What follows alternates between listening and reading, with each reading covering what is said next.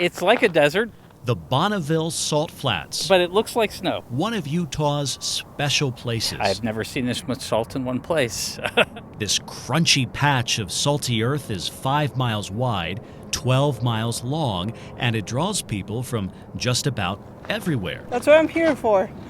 Spending big bucks flying out to see the sky. But as wide open as this place is, it's shrinking. Grain by grain, the salt is thinning.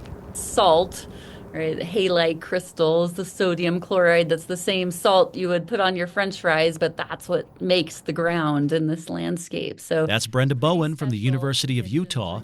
She says the main driver of the shrinking salt flats is us, people. really the main impact is the extraction that's been occurring across this landscape for more than a century. Extraction of salty groundwater called brine. The mining industry does that. Extracting the brine changes the chemistry here, and the salt on the surface isn't replenished as it normally would be. A lot of those conditions have been altered now due to the impacts of humans on the landscape, and so it is no longer, able to grow or form in the same way, and is actually now dissolving. The salt flats have lost about a third of their volume since 1960, and the thickness of the salt crust has decreased from 7 feet to only 5 feet in the thickest of areas. It really disturbs me. When you mention that to visitors, It's just heartbreaking. And, how do we put a stop to this? How do we stop this? That's the question we should be asking.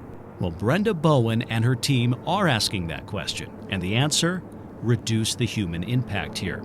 Proposals include suspending mining near the salt flats, recharging deep aquifers, or treading with more care on the land itself. But it's tricky to test some of these ideas on this landscape scale. But if solutions aren't found and agreed on, Bowen says we stand to lose it all. There is a possibility that by the mid-century it could be gone if things continued on their trajectory, and then you're left with a mudflat. There's really something sublime and special about the landscape, and I think that's at risk. That could be lost for sure.